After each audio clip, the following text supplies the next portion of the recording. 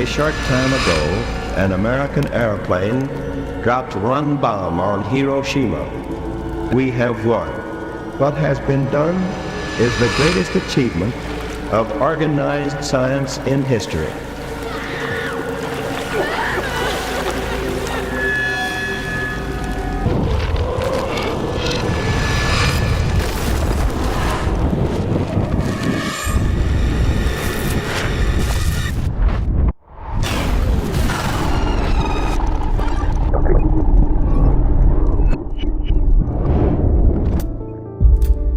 ይህ የአቶሚክ ቦምብ ነው። It is an atomic bomb. It is a harnessing of the basic power of the universe. የጽንፈ ዓለሙን መሰረታዊ ኃይል የመጠቀም ውጤት ነው። ፀሐይ ኃይሏን የምታገኝበት ያው ጉልበት በሩቅ ምስራቅ ጦርነትን በጫሩት ላይ እንዲለቀቅ ተደርጓል። We are now prepared to destroy every productive enterprise the Japanese have in any city. አሁን ጃፓናውያን በማንኛውም ከተማ ውስጥ ያላቸውን እያንዳንዱን አምራች ተቋም ለማጥፋት ተዘጋጅተናል። ምንም አይነት ስህተት አይሆንም። የጃፓንን ጦርነት የማድረግ አቅም ሙሉ በሙሉ እናጠፋለን። We shall completely destroy Japan's power to make war. አሁን ውላችንን የማይቀበሉ ከሆነ በዚህ ምድር ላይ ታይቶ የማይታወቅ የጥፋት ውርጅብኝ ከአየር ላይ ሊጠብቁ ይችላል። If they do not now accept our terms, they may expect a rain of ruin from the air, the like of which has never been seen on this earth.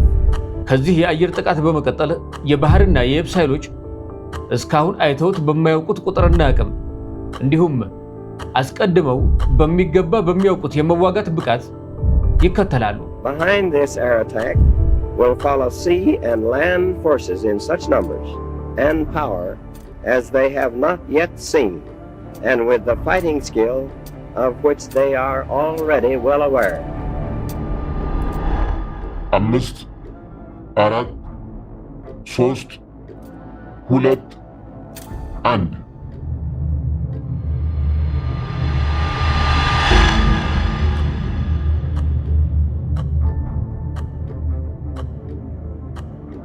ከመነሻው ሰዓት 4 ሰዓት ከ30 ደቂቃ ሲቀረው ማለትም ከሌሊቱ 8 ሰዓት ከ45 ኤኖላጌ የተባለች ቢ29 ሱፐር ፎርትረስ ቦምብ ጣይ አውሮፕላን በቲኒያን ደሴት በማኮብኮብ ላይ ትገኛለች።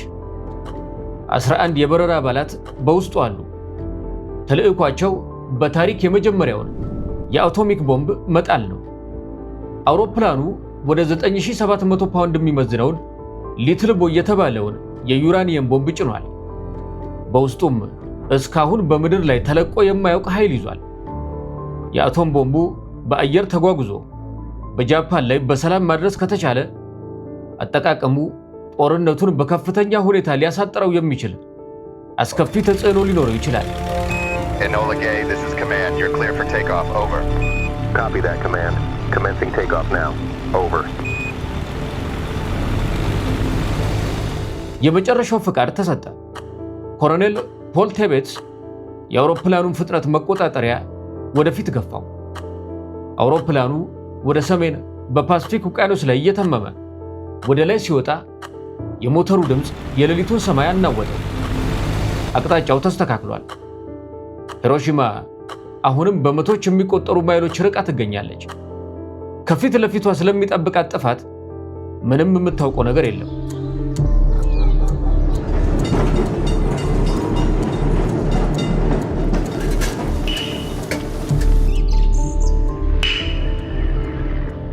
በረራው 4 ሰዓት ከ30 ደቂቃ ይወስዳል።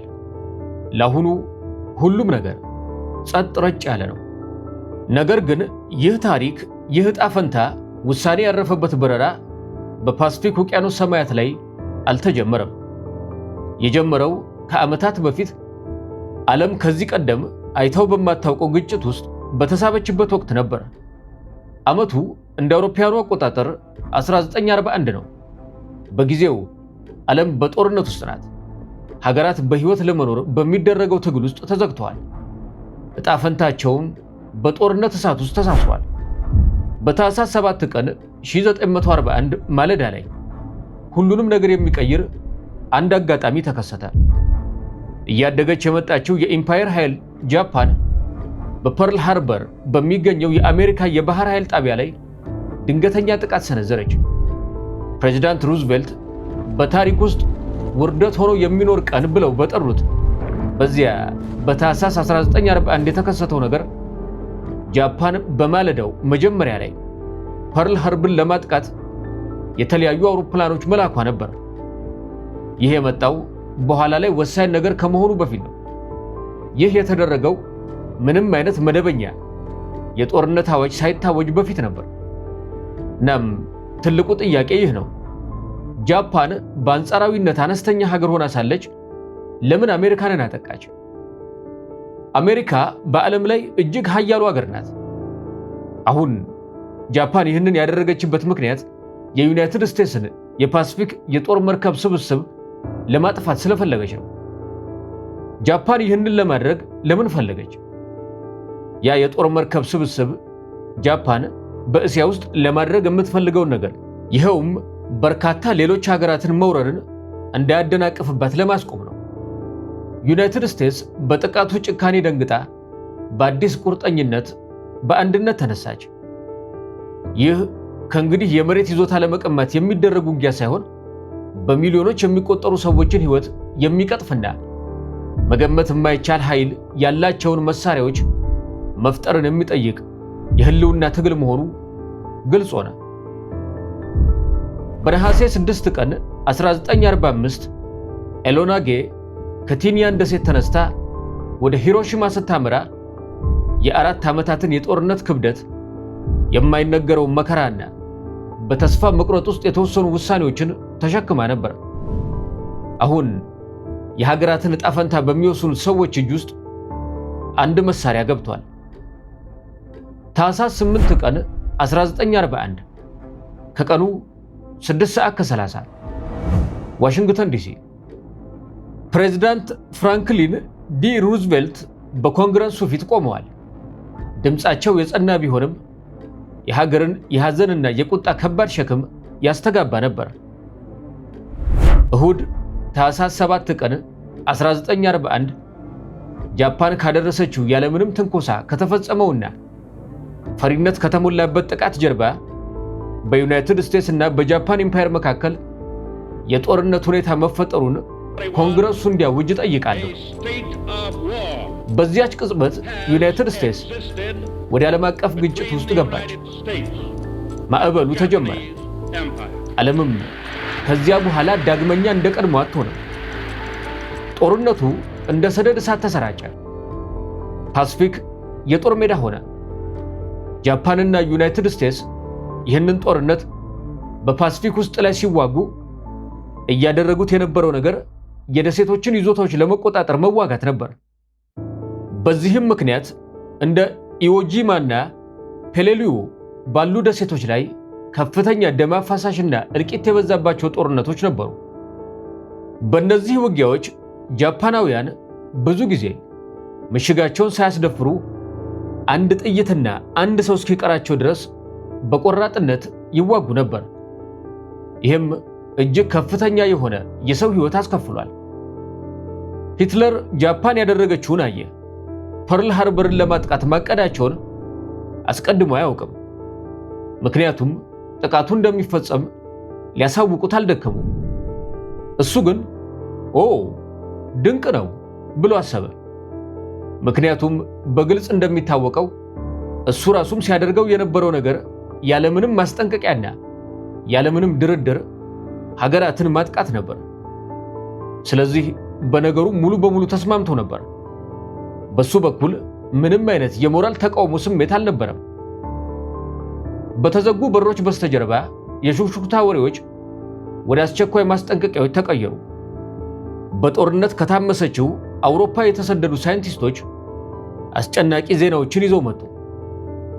ጀርመን የኒውክሌር ፍንጣቂ ኒውክሌር ፊውዥን እያጠናች ነው። የዚህም አንድምታው ግልጽ ነው። ሂትለር ከተሳካለት ምንም አይነት ጦር፣ ከተማ ወይም ሀገር ደህንነቱ የተጠበቀ አይሆንም። ነገር ግን በተጨባጭ የናዚ የኒውክሌር ፕሮግራም የተበታተነ፣ በቂ በጀት ያልተመደበለትና በውስጣዊ ግጭቶች የተስተጓጎለ ነበር። አሜሪካ ይህንን አታውቅም ነበር። ለመጠበቅ ግን አቅሙ አልነበራት።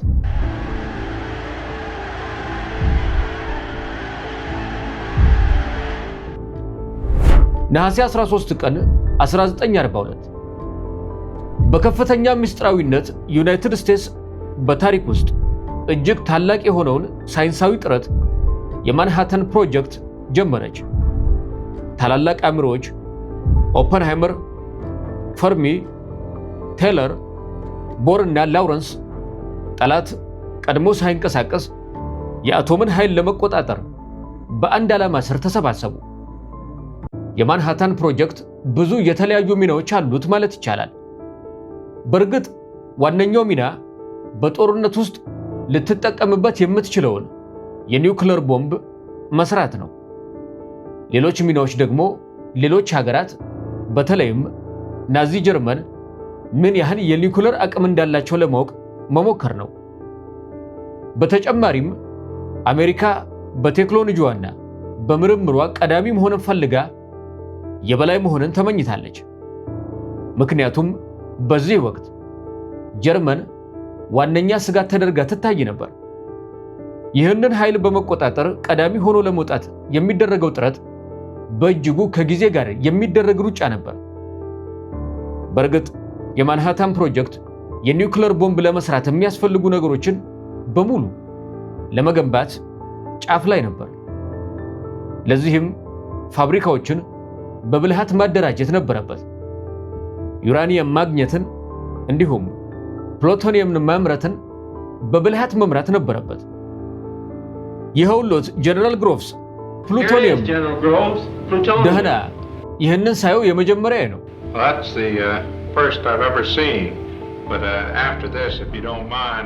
ነገር ግን ከዚህ በኋላ ካልተቀየምከኝ ከስሩ የሆነ ነገር ቢደግፉበት ደስ ይለኛል። ምክንያቱም ከሁሉም በላይ በዚያ ውስጥ ከ50 ሚሊዮን ዶላር በላይ ፈሶበታል። ይህ ሥራ በቢሮክራሲም ሆነ በጊዜ ሰሌዳ ረገድ እንደማይራራ በሚታወቀው በጀነራል ሌስሊ ግሮቭስ የበላይ ተመልካችነት ይመራ ነበር። ቦምቡ የሚሰራበትን ገለልተኛውን የሎስ አላሞስ ኒው ሜክሲኮ በረሃን የመረጠው ግሮቭስ ነበር። ግዙፍ ሀብት ወደ ፕሮጀክቱ ፈሰሰ። በኒው ሜክሲኮ በረሃዎች ውስጥ ያሉ ምስጢራዊ ላቦራቶሪዎች፣ በቴነሲ ደን ውስጥ የተደበቁ ኒውክሌር ማብለያ ጣቢያዎች፣ ሪያክተርስ፣ በዋሽንግተን ግዛት ውስጥ የተገነቡ ግዙፍ ፋብሪካዎች፣ ኦክሪጅ የተባለችው ሙሉ ከተማ ከምንም ተነስታ በሺዎች በሚቆጠሩ ሰራተኞች ተሞላች። ሳይንቲስቶችና ወታደሮች በሙሉ ምስጢር ለመጠበቅ ማሉ። ምን እየፈጠሩ እንደሆነ ብዙዎች አያውቁም ነበር። ነገር ግን በከፍተኛ ደረጃ ላይ ያሉ ሰዎች ይህ ተራ መሳሪያ እንዳልሆነ ይረዱ ነበር። ይህ አዲስ ነገር ነው፣ አስፈሪ አዲስ ነገር። ሐምሌ 16 ቀን 1945 ዓ.ም ከሌሊቱ 11 ሰዓት ከ30 የትሪኒቲ ፍተሻ። ሳይንቲስቶችና ወታደራዊ ባለስልጣናት በጭንቀት በተሞላ ጸጥታ ውስጥ ሆነው አይናቸውን በብረት ማማው ላይ ተክለው ይጠባበቃሉ። የሰዓት ቆጠራው ተጀመረ። ከዚያም ብርሃን፣ ከፀሐይ የበለጠ የሚደነቅቅ ብልጭታ በበረሃው ላይ ፈነጠቀ። የሚመለከቱትን ሁሉ አሳወረ። የብርሃን ማማው ወዲያውኑ ወደ ትነትነት ተቀይሮ ጠፋ። ከዚያም የድንጋጤ ማዕበሉ መጣ። የእሳቱ ቅጥር ወደ ውጭ እየተስፋፋ ሸለቆን አቋርጦ ፈነዳ። ጋጀት በመባል የሚታወቀው የመጀመሪያው የኒውክሌር ቦምብ ሲሞከር ይህ የመጀመሪያው ነበር። በዚህ ሰዓት እንደ ኦፐንሃይመር ያሉ ሳይንቲስቶች በግልጽ በሚታዩ ምክንያቶች ነገሩን በተገቢው ርቀት ላይ ሆነው እየተከታተሉ ነበር። ይህ ነገር ሳይሳካ ቀርቶ በከንቱ እንዳይቀር በእጅጉ ተጨንቀዋል። ምን ሊከሰት እንደሚችል በትክክል ለማወቅ የሚያስችል ምንም አይነት መንገድ አልነበረም። እናም ፍርሃት ነበር።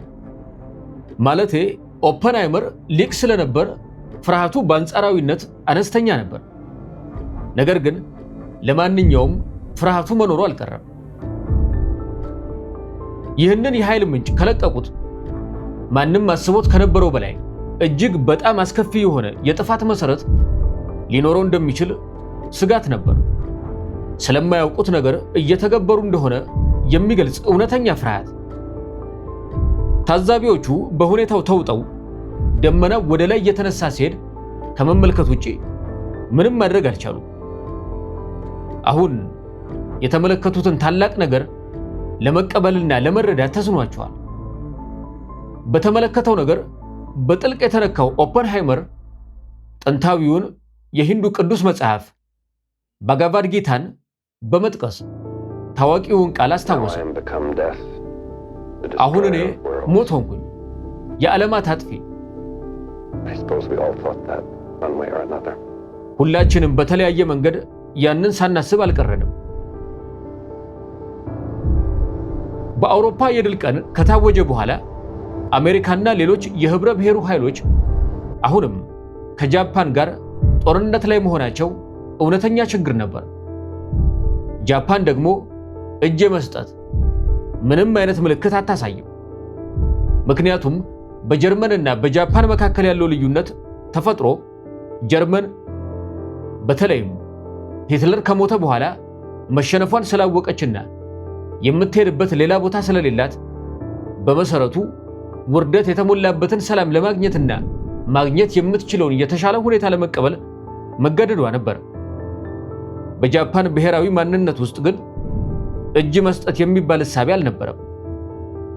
ሙሉን አስተሳሰብ በጥሬው እስከ መጨረሻው ሰው ድረስ መዋጋት ነበር። በዚህም ምክንያት አሜሪካ በሚሊዮን የሚቆጠሩ ሰዎችን ሕይወት ሊቀጥፍ የሚችለውን የየብስና የባህር ወረራ በጃፓን ላይ ስለማድረግ ታስብ ነበር።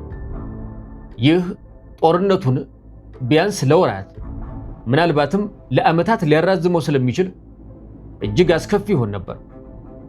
ስለዚህ በአውሮፓ ሰላም ቢገኝ እንኳን በጃፓን ያለው ሁኔታ እጅግ የከፋ ስለመሆኑ እየተነገረ ነበር። ለዚህም ነው ትሩማን ፍጹም አስከፊ ጥፋት ሊያደርስ የሚችል አቶሚክ ቦምብ እንዳለው ሲረዳ፣ ነገር ግን አጠቃቀሙ ጃፓን እጅ እንድትሰጥ በማድረግ ጦርነቱን በአንድ ጀንበር ሊያስቆመው እንደሚችል ባመነ ጊዜ ይህንን ማድረግ ተገቢ ነው ብሎ የወሰነው።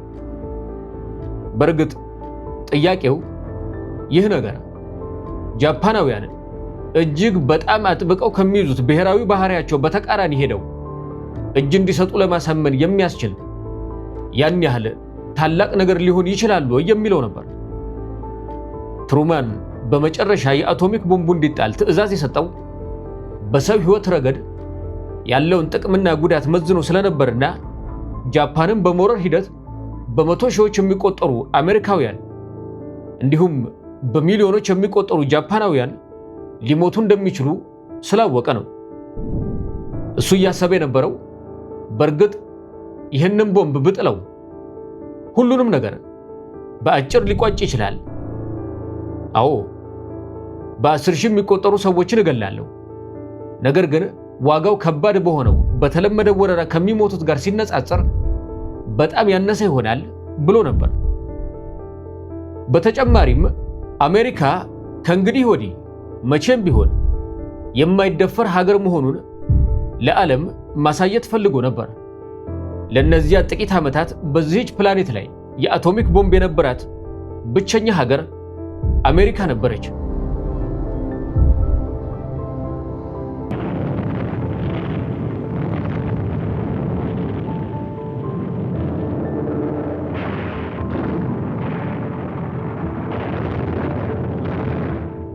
የመጀመሪያው ኢላማ ተመረጠ።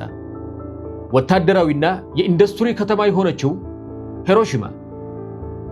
ውሳኔው የመጨረሻ ሆነ። ሐምሌ 26 1945 ዩናይትድ ስቴትስ፣ ብሪታንያና ቻይና ጃፓን ያለምንም ቅድመ ሁኔታ እጅ እንድትሰጥ የሚጠይቀውን የፖስትዳም መግለጫን አወጡ። የጃፓን ምላሽ ግን እምቢተኝነት የተሞላበት ነበር። የጃፓን መንግስት ውሉን ለመቀበል ፈቃደኛ ባለመሆን መግለጫውን ውድቅ አደረገው። መድረኩ ተዘጋጀ። እየጨመረ የመጣው ጫና ቢኖርም ጃፓን በጽናት ቆመች። ዓለም የሚሆነውን መጠበቅ ጀመረች። ከጃፓን በስተደቡብ 1500 ማይል ርቀት ላይ የምትገኘው ቲኒያን ደሴት ዩኤስኤስ ኢንዲያናፖሊስ የተባለችው የጦር መርከብ እስካሁን ከተፈጠሩት መሳሪያዎች ሁሉ እጅግ አጥፊ የሆነውን መሳሪያ ይዛ ደረሰች። የቦምቡ የዩራኒየም ቋት ሙሉ በሙሉ በሚስጥር ተጓጓዘ። መኖሩ የሚታወቀው በጥቂት ሰዎች ብቻ ነበር። ውድ የሆነው ጭነት በጥንቃቄ ሲወርድ ወታደራዊ ፖሊሶች ጥበቃ ያደርጉ ነበር። ከፕሮጀክቱ ውጪ ያለ ማንም ሰው ከፊታቸው ምን እንደሚጠብቃቸው አያውቅም ነበር። ነሐሴ 1 1945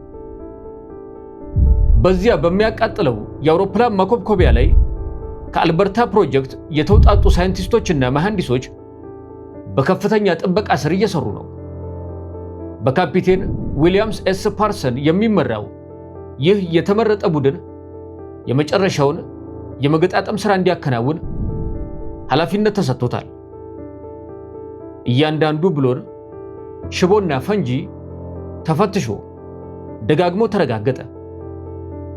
ቦምቡ ፍጹም በሆነ ሁኔታ መስራት አለበት። ሁለተኛ ዕድል አይኖርም። ነሐሴ 2 ቀን 1945 ወታደራዊው እዝ የመጨረሻውን የስትራቴጂ ስብሰባ አደረገ። ጀነራል ከርቲስ ሌሜና የአልበርታ ፕሮጀክት ከፍተኛ አባላት የመጨረሻዎቹን የቅኝት ሪፖርቶች ገመገሙ። የአየር ሁኔታ፣ የንፋስ ፍጥነትና የደመና ሽፋን ተተነተኑ። ኢላማው ያለምንም ጋሻ ግልጽ ሆኖ መታየት አለበት። ግቡ ሙሉ በሙሉ ማውደም ነበር። ነሐሴ 4 ቀን 1945 ጀነራል ከርቲስ ሌሜ በሂሮሺማ ላይ ለሚደረገው የአቶሚክ ጥቃት መጠሪያ ስም ለሆነው ኦፕሬሽን ሴንተርቦርድ የመጨረሻውን የተልእኮ ትዕዛዝ በግል ፈረመ። ውሳኔው ለወራት ሲንቀሳቀስ የነበረውን ነገር አጸናው። አሁን ወደ ኋላ መመለስ የለም። በፓሲፊክ ውቅያኖስ እምብርት በቲኒያን ደሴት በሚገኘው የእዝ ማዕከላት ውስጥ ጥልቅ የመጨረሻዎቹ የጥቃት ዝርዝሮች ተገመገሙ። ጥቃቱ የሚፈጸመው ቦምቡ የሚያሳድረውን ተጽዕኖ ለመቅረጽ በክትትል አውሮፕላኖች በሚታጀብ በአንድ ቢ-29 አውሮፕላን ነው። ሂሮሺማ ቀዳሚው ኢላማ ሆና ቀጠለች። ናጋሳኪና ኮኩራ ተጠባባቂ ኢላማዎች ነበሩ። የመነሻው ሰዓት ተወሰነ። በዚያው ዕለት የመጨረሻዎቹ አካላት ደረሱ። ሁሉም ዝግጅቶች በተሟሉበት ሁኔታ እንኳ አንድ ወሳኝ አካል ገና አልተሟላም ነበር። በጨለማ ሌሊት የተሻሻለችው C-54 የጭነት አውሮፕላን በቲኒያን ማኮብኮቢያ ላይ አረፈች። የያዘችው ጭነት አነስተኛ ቢሆንም መገመት የማይቻል ኃይል ያዘለ ነው። ይህም ሊትል ቦይን ሙሉ በሙሉ ወደሚሰራ የኒውክሌር መሳሪያነት ለመለወጥ የሚያስፈልገውን የዩራኒየም 235 ቋትን ጨምሮ የመጨረሻዎቹን የቦምብ አካላት የያዘ ነው። ይህ የመገጣጠም ስራው ከመጠናቀቁ በፊት የመጨረሻው ደረጃ ነው። ተልእኮ አሁን ሙሉ በሙሉ መሳሪያው ተጠቃሎና ፈቃድ አግኝቶ የሰዓት ቆጠራው ይጀመራል። ነሐሴ 5 ቀን 1945 ከመነሻው ሰዓት 16 ሰዓታት ሲቀሩ ሰሜን ፊልድ ቲኒያን ደሴት የተልእኮ አዛዥ ኮሎኔል ፖል ቲቤትስ ትዕዛዙን ያስተላልፋል። ለጥርጣሬ የሚሆን ምንም ቦታ የለም። ሰዎቹ በታሪክ ውስጥ አቻ የሌለውን መሳሪያ እየተሸከሙ እንደሆነ ያውቃሉ። በቲኒያን ላይ ሌሊቱ ሲያጠላ አየሩ በከፍተኛ ጉጉትና ጭንቀት የተሞላ ነበር። ፀሐይ ስትወጣ ዓለም ዳግመኛ ልትመለስበት የማትችለውን ደፍ ተሻግራ በእሳት ወደ ተቃኘ ዘመን ትገባለች። በአውሮፕላን ማኮብኮቢያው ላይ የጦር መሳሪያ ባለሙያዎች ቡድን ሊትል ቦይን ለመጫን ያዘጋጃል። 10 ጫማ ርዝመት ያለውና ከ9000 ፓውንድ በላይ የሚመዝነው ቦምብ በትራንስፖርት መደገፊያ ላይ ተቀምጧል። ለነዚህ ተልእኮች ተብሎ የተሰራ ልዩ የመጫኛ ጉድጓድ አውሮፕላኑ በቀጥታ ከመሳሪያው በላይ እንዲቀመጥ ያስችለዋል። ሂደቱ ቀስ ያለ ነው፣ ሆን ተብሎ በጥንቃቄ የሚከወን። የፈንጁ ማስነሻ ዘዴ ፋይሪንግ ሜካኒዝም በአየር በረራ ላይ ያለ ብቻ ነው የሚነቃቀው። ከጥቂት አስጨናቂ ደቂቃዎች በኋላ ሊትል ቦይ በቦታው ተቆልፎ ተቀመጠ። የቦምብ ማስቀመጫው በሮች ተዘጉ። የምድር ላይ ሰራተኞቹ ወደ ኋላ ተመለሱ። መሳሪያው ደህንነቱ የተጠበቀ ሆነ። ከመነሻው ሰዓት 12 ሰዓታት ሲቀሩ የተልእኮ ማጠቃለያ አዳራሽ ሰሜን ፊልድ። የበረራ አባላቱ ለመጨረሻ መመሪያዎች በማጠቃለያ አዳራሽ ውስጥ ይሰበሰባሉ። የአየር ሁኔታ ሪፖርቶች በሂሮሺማ ላይ ወገግ ያለ ሰማይ መኖሩን ያመለክታሉ። ካፒቴን ዊሊያም ዴክ ፓርሰንስ ቦምቡን የማስታጠቅ ሂደትን ያብራራል። አደጋን ለመቀነስ ሊትል ቦይ በበረራ ወቅት በእጁ ይዘጋጃል። የታቀደው የቦምብ መጣያ ከፍታ 31000 ጫማ ነው። የሚፈነዳው አቅም በግምት 15 ኪሎ ቶን ሲሆን ይህም ከ15000 ቶን ቲኤንቲ ጋር እኩል ነው። ፍንዳታው ፍንጣቂው በተከሰተበት ማዕከል ሃይፐር ሴንተር ላይ ከበርካታ ሺህ ዲግሪዎች በላይ የሚሆን ሙቀትን የሚያመነጭ ሲሆን ከጥቃቱ ከ1 ማይል ክልል ውስጥ ያሉ ህንፃዎችን ሙሉ በሙሉ ሊያጋይ የሚችል የድንጋጤ ማዕበል ይፈጥራል። የጨረር ራዲዬሽን ተጽዕኖች ደግሞ ከዚህም በላይ ይስፋፋሉ። ሜጀር ቶማስ ፌሬቢ የቦምብ መጣያ ሂደቱን ይገመግማል። በጦርነቱ ወቅት ካሉት እጅግ የላቁ የኢላማ መቆጣጠሪያ ስርዓቶች አንዱ የሆነው ኖርድን ቦምብ ሳይት በትክክለኝነት አልሞ ለመምታት ጥቅም ላይ ይውላል። ለከፍተኛው ቦታ ቦምብ መጣያ የተነደፈው ይህ መሳሪያ ፍጥነትን፣ ከፍታንና ንፋስን ለማስተካከል ጋይሮስኮፖችንና ሜካኒካል ስሌቶችን ይጠቀማል። ይህም ቦምብ ጣዩ ቦምቡን በትክክለኛ ትኩረት እንዲመራ ያስችለዋል። የተመረጠው የትኩረት ነጥብ የኢዩ ድልድይ ሲሆን ይህም በሂሮሺማ መሃል አቅራቢያ የሚገኝ ልዩ የቲ ቅርጽ ያለው መዋቅር ነው። ማጠቃለያው ተጠናቀቀ። ከበረራ በፊት የሚደረጉ ዝርዝር የቁጥጥር ስርዓቶች በጥንቃቄ ተከተሉ። የበረራ አባላቱ ሁሉም የቦምብ ማስታጠቂያ ዘዴዎች፣ የኮሙኒኬሽን ስርዓቶች፣ የአሰሳ መርጃዎችና የአየር ሁኔታ መከታተያ መሳሪያዎች ሙሉ በሙሉ እየሰሩ መሆናቸውን ያረጋግጣሉ። እያንዳንዱ ስርዓት ያለምንም እንከን መስራት አለበት። በግማሽ ቀን ውስጥ ታሪክ አቅጣጫውን ይቀይራል። ከመነሻው ሰዓት 8 ሰዓት ከ45 ደቂቃ ሲቀረው ሰሜን ፊልድ ቲኒያን ደሴት። የበረራ አባላቱ ካረፉበት የመኝታ ክፍል ይነቃሉ። እንቅልፋቸው አጭር ነበር። በውጭ ያለው አየር ከባድና ጸጥ ያለ ነው። ንግግር የበዛ አይደለም። የሥራው ክብደት ምንም አይነት ውይይት አያስፈልገውም። ነሐሴ 6 ቀን 1945 ከመነሻው ሰዓት 7 ሰዓት ከ45 ደቂቃ ሲቀረው የመጨረሻዎቹ ዝግጅቶች ይጀምራሉ። የቁጥጥር ዝርዝሮች ይገመገማሉ። ኮሎኔል ፖል ቲቤት የበረራው ዕቅዱ በስርዓት መሆኑን ያረጋግጣል። ከተሰጧቸው መሳሪያዎች መካከል የበረራ አካላቱ ያልተለመደ ነገር ይቀበላሉ።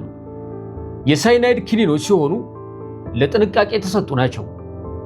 ማንም ስለዚህ ኪኒን አይናገርም። ነገር ግን እያንዳንዱ ሰው ምን ማለት እንደሆነ ያውቃል።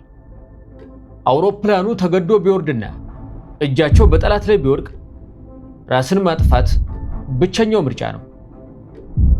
በአውሮፕላን ማኮብኮቢያው ላይ ኤኖላ ጌ በከፍተኛ የብርሃን መብራቶች ስር ትጠባበቃለች። የተወለወለው የአልሙኒየም አካሏ የቅድመ ማለዳውን ጨለማ ያንጸባርቃል። ከመነሻው ሰዓት 5 ሰዓት ከ40 ደቂቃ ሲቀረው የበረራ አባላቱ ወደ አውሮፕላኑ ይገባሉ። እያንዳንዱ ሰው የመጨረሻውን የቁጥጥር ዝርዝር ያያል። አራቱ የቀኝ R3350 ሞተሮች ጮኸው ይነሳሉ።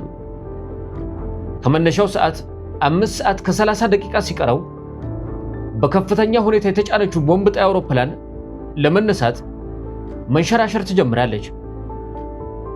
አውሮፕላኑ ፍጥነት በሚጨምርበት ጊዜ ሞተሮቹ ይጨነቃሉ። ወደ ሌሊቱ ሰማይ ከመነሳቷ በፊትም የማኮብኮቢያውን ሙሉ ርዝመት ትጠቀማለች። ኤኖላ ጌ በአየር ላይ ናት። ተልእኮ ተጀምሯል።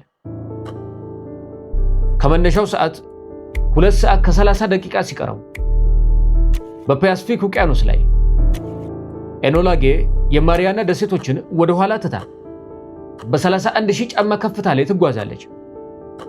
ፓሲፊክ ውቅያኖስ ከስር ማለቂያ የሌለው መስሎ ይዘረጋል። ሰማዩ ጥራት ያለው ነው። ከፊታቸው 3 የአየር ሁኔታ ቅኝት የሚያደርጉ B-29 አውሮፕላኖች ስትሬት ፍላሽ ጀባት 3 እንዲሁም ፉል ሃውስ ወደ ሂሮሺማ፣ ኮኩራና ናጋሳኪ እየተመሙ ነው። ተግባራቸው በእያንዳንዱ ኢላማ ላይ ያለውን የአየር ሁኔታ ታይነት ማረጋገጥ ነው። የበረራ አባላቱ ሪፖርቱን ይጠባበቃሉ። ተልእኮ በሱ ላይ የተመሰረተ ነው። ከመነሻው ሰዓት 90 ደቂቃ ሲቀረው በፊሊፒንስ ባህር ላይ በቦምብ ማስቀመጫ ውስጥ ካፒቴን ዊሊያም ዴክ ፓርሰን በጥንቃቄ ይንቀሳቀሳል። ሊትል ቦይ አሁንም ደህንነቱ እንደተጠበቀ ነው፣ አልተዘጋጀም። ፓርሰንስና ሁለተኛው ሌተናንት ሞሪስ ጂፕሰን በጠበበው ቦታ ውስጥ እየሰሩ 3ቱን የደህንነት መለኪያ ቁልፎች በሕያው በሚሰሩት ይተኳቸዋል። ቦምቡ አሁን ሙሉ በሙሉ ዝግጁ ሆኗል። ምንም አይነት ተጨማሪ የደህንነት መከላከያ የለም። ከመቶ ለሚበልጡ ዓመታት የሂሮሺማ ከተማ የጃፓን ኢምፓየር ምርጥ የተባሉ ወታደሮችን በጦር ሰፈርነት አስተናግዷል። ከተማዋ ከዚህ ቀደም ትክክለኛ ቦምብ ተጥሎባት አያውቅም። ነገር ግን በተደጋጋሚ ማስጠንቀቂያ ተሰጥቷት ነበር። አሁን የጦር መምሪያ ዋና መስሪያ ቤቷ፣ ወታደራዊ ሰፈሮቿ፣ የጦር መሳሪያዎቿ፣ የምግብ ቁሳቁስ ማከማቻዋ፣ ፋብሪካዎቿ፣ ወፍጮዎቿና የመርከብ ግንባታ ቦታዎቿ የአቶምን አጥፊ ኃይል ክብደት ሊቀምሱት ነው። ከመነሻው ሰዓት 66 ደቂቃ ሲቀረው ከጃፓን በስተደቡብ የጃፓን ራዳር ጣቢያዎች በባህሩ ላይ የሚወጡ አውሮፕላኖችን ያገኛሉ። የአየር ጥቃት ማስጠንቀቂያ ይታወጃል። ሳይረን ይጮኻል። አንዳንዶቹ የሂሮሺማ ነዋሪዎች ለዓመታት በጦርነት ውስጥ በለመዱት ጥንቃቄ ወደ መሸሸጊያ ቦታዎች ያመራሉ። በክልል የእዝ ማዕከላት ውስጥ መኮንኖች የራዳር ምልክቶችን ይተነትናሉ።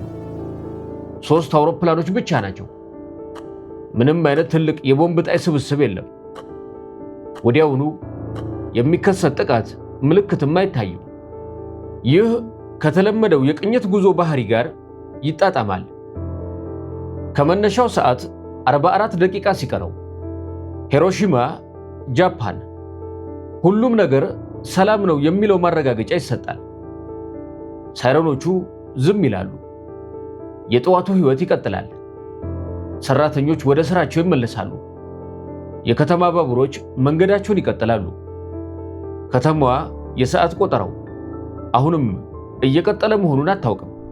ከመነሻው ሰዓት 30 ደቂቃ ሲቀረው በሴቶ የውስጥ ባህር ሴቶ አይላንድ ሲ ላይ ኤኖላ ጌ የጃፓንን የባህር ዳርቻ አቋረጠች።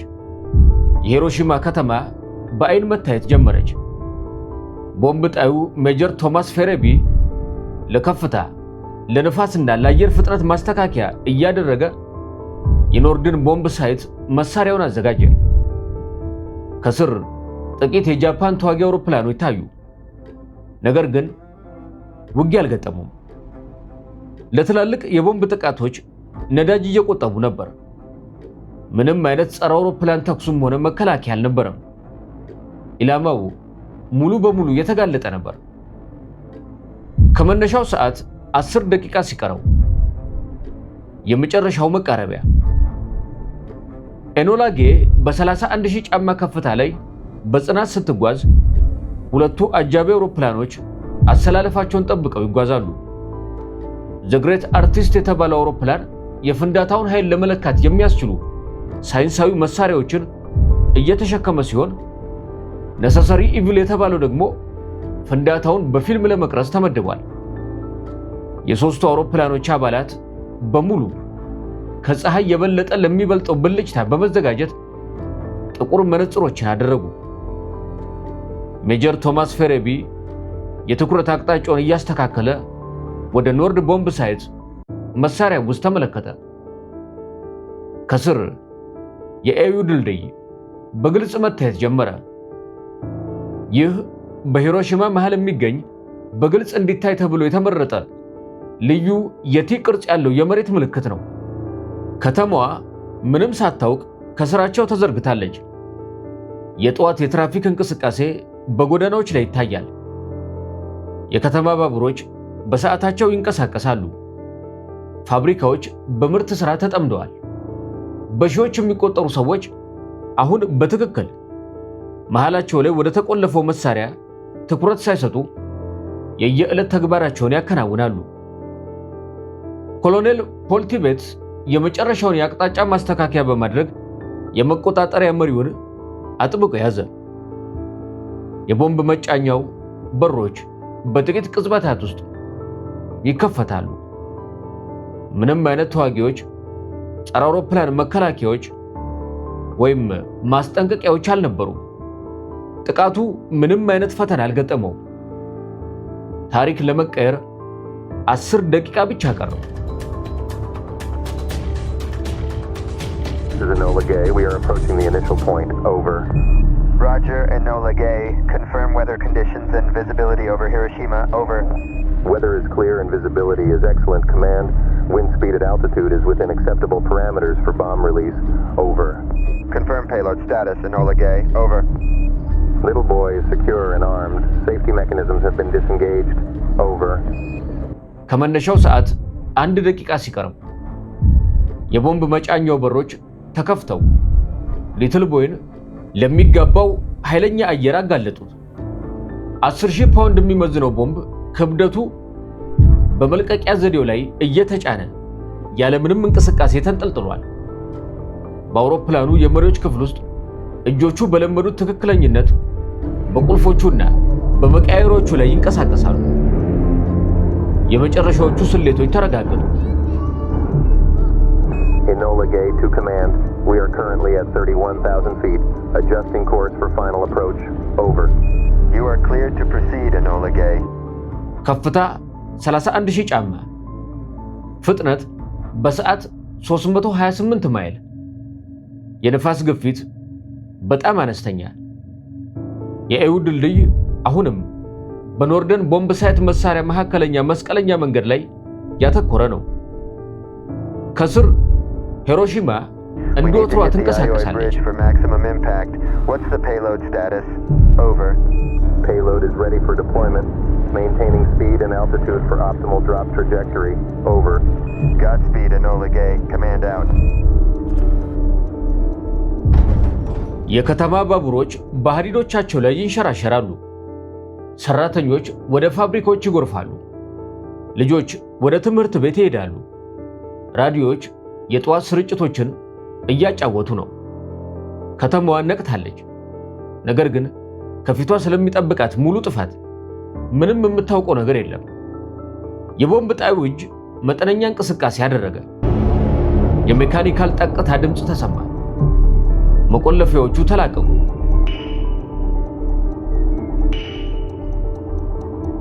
ሊትል ቦይ ወደ ክፍት አየር ተወረወረ። ከስር ወዳለችው አንዳች ነገር ወደማጠረጥረው ከተማ ዝምተኛ ግን ገዳይ የሆነውን ቁልቁል ጉዞን ጀመረ። ከመነሻው ሰዓት 43 ሰከንድ ሲቀረው ለ43 ሰከንዶች ያህል ፍጥነቱን በሰዓት ወደ 600 ማይል እያሳደገ በጸጥታ ወደቀ። ከምድር በላይ 600 ሜትር ላይ ሲደርስ የማስነሻው ዘዴው ተቀጣጠለ። ከአንድ ማይክሮ ሰከንድ ባነሰ ጊዜ ውስጥ የኒውትሮን መብዛት ራሱን የሚደግፍ ሰንሰለታማ ምላሽ ቼን ሪአክሽን አስነሳ። 15 ኪሎ ቶን የሚሆን ኃይል ወደ እሳት ኳስነት ተቀይሮ ፈነዳ። በሂሮሺማ ላይ በጣም አስገራሚ የነበረው ነገር የአቶሚክ ቦምቦች ከከተማዋ በላይ መፈንዳታቸው ነበር። ወዲያውኑ ማለት ይቻላል ያደረገው ነገር መሃሉን ሙሉ በሙሉ ማጥፋት ነበር። ማለቴ የሂሮሺማን ፎቶግራፎች ከተመለከቱ ወደ አንድ አይነት በረሃነት እንደተለወጠች ማየት ይችላሉ። እናም ይህ በከተማዋ መሃል ያለው ሰፊ አካባቢ በጥቂት ሰከንዶች ውስጥ ሙሉ በሙሉ ጠፍቷል። በ1945 ማብቂያ ላይ ወደ 140 ሺህ የሚጠጉ ሰዎች ተገለዋል። ከተማዋ ከ50 በመቶ በላይ የሚሆነው ሙሉ በሙሉ ወድሟል። የሂሮሺማ ጥፋት ይህንን ያህል ከፍተኛ የሆነበት አንዱ ምክንያት ከተማዋ በአንጻራዊነት ጠፍጣፋ መሬት ወይም ሜዳ ላይ ስለምትገኝ ነው። በሂሮሺማ ፍርስራሾች ውስጥ ጊዜ ቆሟል። ከተቃጠሉት ፍርስራሾች መካከል የኪስ ሰዓቶችና የግድግዳ ሰዓቶች ተገኝተዋል። ሰዓቶቻቸው በትክክል ፍንዳታው በተከሰተበት ቅጽበት በጠዋቱ 2 ሰዓት ከ15 ደቂቃ ላይ ቆመው ቀርተዋል። በሂሮሺማ ሆነው የዕለት ተዕለት ስራውን እያከናወኑ ሳለ በድንገት ይህ የሚደነቅቅ ነጭ የብርሃን ብልጭታ ብቻ እንደሚፈነጥቅና ከዚያም ወዲያውኑ በአካባቢው ያለው ነገር ሁሉ እንደሚወድም ማሰብ አይችሉም።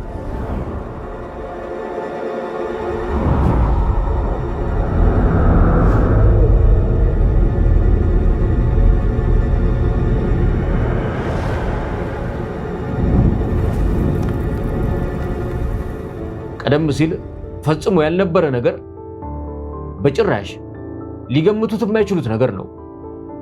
ይህ ከመጽሐፍ ቅዱሳዊ ክስተት ጋር የሚነጻጸር ነገር ነው። ይህንን ቢመለከቱ ኖሮ በእውነት የዓለም መጨረሻ እንደደረሰ ያስቡ ነበር። ምክንያቱም ለብዙ ሰዎች የህይወታቸው ማብቂያ የመጨረሻው ቀናቸው ነበር። ነገር ግን ይህ ከእንግዲህ ወዲህ በዚያ የተለመደ የጠመንጃና የወታደራዊ ወረራዎች አሮጌ ጦርነት ውስጥ እንዳልነበርን የሚያሳይ ትልቅ ምልክት ነው። ሰዎች ወደፊት የሚጠብቃቸው ይህ አዲስና እጅግ በጣም አስፈሪ የሆነ ዓለም ነበር። ሂሮሺማ የዚህን አስከፊ ጥቃት የመጀመሪያ ሰለባ የሆነች ስፍራ ነበረች።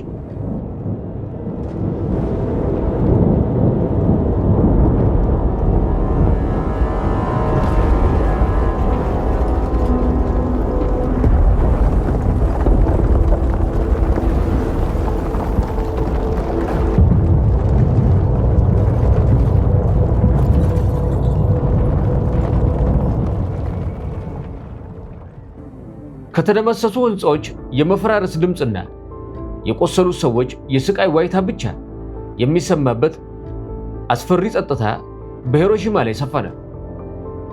ፍንዳታው በተከሰተ ማግስት ወዲያውኑ ሂሮሺማ በግርግር ተዋጠች። የድንገተኛ አደጋ ምልክቶችና የተቆራረጡ ሪፖርቶች መውጣት ጀመሩ። የአሜሪካ ወታደራዊ አባላትም ሆኑ የጃፓን ባለስልጣናት የደረሰውን ታላቅ ጥፋት ለመረዳት ይታገሉ ነበር። ከጥቃቱ 1 ሰዓት በኋላ አዲስ አስፈሪ ነገር ይጀምራል። ወፍራምና ቅባታማ የሆኑ የዝናብ ጠብታዎች በሂሮሺማ ላይ መውረድ ጀመሩ።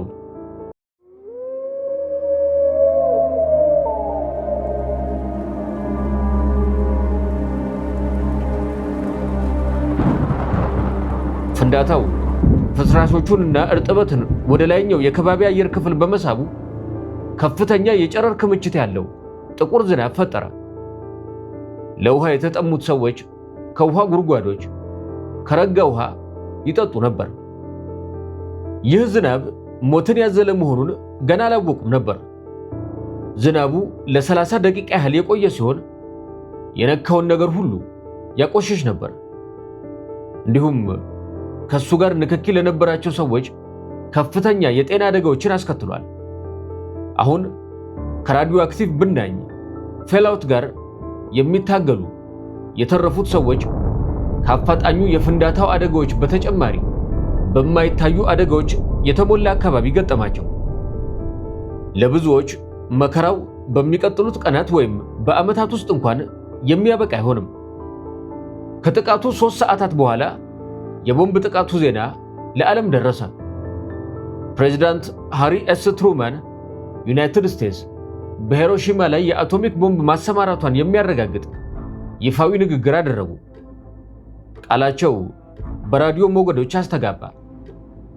A short time ago, an American airplane dropped one bomb on Hiroshima and destroyed its usefulness to the enemy.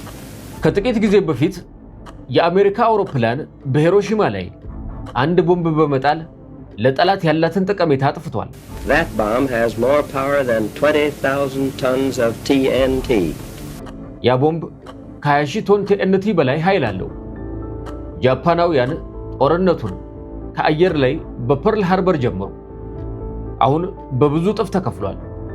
ፍጻሜው ገና አልደረሰም። በዚህ ቦምብ አሁን እየጨመረ የመጣውን የጦር ኃይላችንን ጉልበት ለማጠናከር አዲስና አብዮታዊ የሆነ የጥፋት አቅም ጨምረናል። በአጭር ጊዜ ውስጥ ወደር የለሽ ስኬት ባስመዘገበው የዩናይትድ ስቴትስ ምድር ጦር አመራር ስር ሳይንስና ኢንዱስትሪ በጋራ ሰርተዋል። እንዲህ አይነቱ ሌላ ጥምረት በዓለም ላይ ማግኘት መቻሉ አጠራጣሪ ነው። What has been done is the greatest achievement of organized science in history. የተከናወነው ነገር በታሪክ ውስጥ የተደራጀ ሳይንስ ያስመዘገበው ትልቁ ስኬት ነው። ከሂሮሺማ ከ3 ቀናት በኋላ ሁለተኛው ቦምብ ተጣለ። ናጋሳኪ ፈጽሞ የታሰበው ዋና ኢላማ አልነበረም። ነገር ግን ዕጣ ፈንታ ጣልቃ ገባ። በኮኩራ ላይ የነበረው ደመና አንዱን ከተማ ሲያተርፍ፣ ሌላኛውን ከተማ ደግሞ ለጥፋት ፈረደባት። በ503 ሜትር ከፍታ ላይ ፋትማን ከመጀመሪያው የበለጠ በሆነ ኃይል ፈነዳ። ከስር ያለውን ሸለቆ እየቀደደ አለፈ። ተራሮቹ የከተማዋን በከፊል ከጥፋት ቢጋርዱም አሁንም በ10 ሺዎች የሚቆጠሩ ሰዎችም አልቀዋል። አሁን ምንም አይነት ምርጫ የለም። ጃፓን ከእንግዲህ ለድል እየተዋጋች አይደለም። እየተዋጋች ያለችው ለገዛ ህልውናዋ ነው። ጦርነቱ አብቅቷል። ዓለም ተለውጧል። ነሐሴ 15 ቀን 1945 ቶኪዮ ጃፓን። የራዲዮ ድምፅ መቆራረጥ ቦታውን ለሚንቀጠቀጥ ድምፅ ለቀቀ። ህዝቡ ለመጀመሪያ ጊዜ የሰማው ንጉሠ ነገሥት ሂሮሂት የጃፓንን እጅ መስጠት አወጀ። ስለ መከራ፣ ስለ ጥፋትና ሀገሪቱን እንዲንበረከክ ስላደረገው አዲስና አስፈሪ መሳሪያም ተናገረ። በአሜሪካ ህዝብ ዘንድ ለአቶሚክ ቦምብ የነበረው ይፋዊ ምላሽ በጣም አስገራሚ ነበር። በትሩማን አማካኝነት ልዩ በሆነ ሁኔታ በሚገባ ተቀባይነት እንዲያገኝ መደረጉ ነው። ትሩማን የአቶሚክ ቦምብ ባይጣል ኑሮ እጅግ የተራዘመ ጦርነት ይከሰትና እጅግ የብዙ ሰዎች ህይወት ያልፍ እንደነበር በማሳመን ረገድ ተሳክቶለታል። ለነገሩ በአሜሪካ ህዝብ ዘንድ ሙሉ በሙሉ ማለት ይቻላል የአንድነት ድጋፍ ነበረው። ይህ ድጋፍ ከጊዜ በኋላ እየቀነሰ ሄዷል። ምክንያቱም በግልጽ እንደሚታወቀው ሰዎች በሂሮሺማና በሌሎች ቦታዎች ስላለቀው እጅግ ከፍተኛ የሲቪል ህዝብ ቁጥር ግንዛቤ እያገኙ ስለመጡ ነው። ነገር ግን በ1945 በናጋሳኪና በሂሮሺማ አካባቢ በነበረው ወቅት ነገሩ ሙሉ በሙሉ ማለት ይቻላል ዓለም አቀፋዊ ተወዳጅነት ነበረው።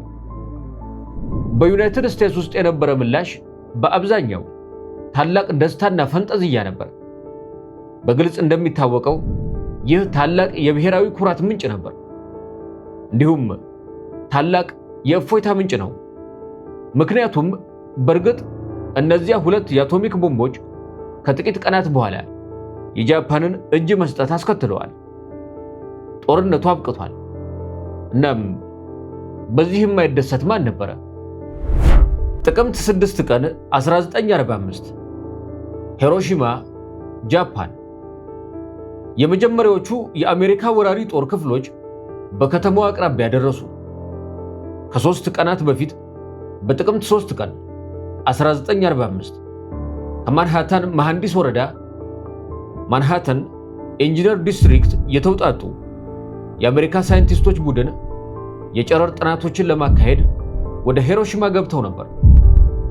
እነዚህ ሳይንቲስቶች የጨረር ደረጃዎችን በጥንቃቄ ለኩ፣ መዋቅራዊ ጉዳቶችን ገመገሙ። ቦምቡ በከተማዋ መሰረተ ልማትና በህዝቡ ላይ ያደረሰውን ጉዳት መዝግበው አስቀመጡ። ግኝቶቻቸው ስለ ኒውክሌር ብናኝ ፌልአውት፣ የረጅም ጊዜ መዘዞቹ የወደፊት ግንዛቤዎችን የሚቀርጹ ወሳኝ መረጃዎችን ሰጥተዋል። እዚህ የሚታየው ውድመት የተከሰተው ቦምቡ ከዚህ ከ0.0 ፖይንት በላይ በመፈንዳቱ ነው። በጣም ጠንካራ የሆኑ ህንፃዎች ብቻ ናቸው የቆሙት። እነሱም ቢሆኑ የውስጥ አካላቸው ሙሉ በሙሉ ወድሟል። ከዜሮ ነጥብ ወደ ሰሜን ሲመለከቱ የተረፈው ነገር ይህንን ይመስላል። ወደ ምስራቅ ሲመለከቱ ካሜራው በቅርብ ርቀት ላይ ያለውን ፍጹም የጥፋት ትዕይንት ይመዘግባል። ወደ ደቡብ ደግሞ ፍርስራሾቹ እነዚህ ናቸው።